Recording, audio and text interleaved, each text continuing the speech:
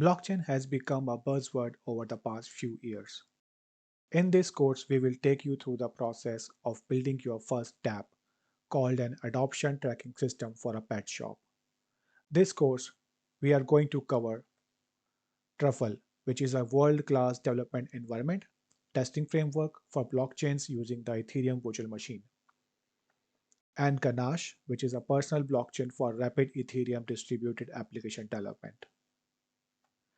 Hi, I am Gaurav Garg, and it will be my pleasure to bring you this blockchain dApp journey with the Truffle and Ganache.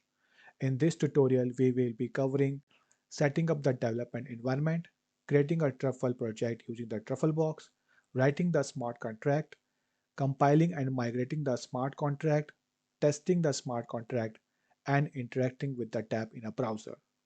So if you are ready to create your first dApp, let's get started.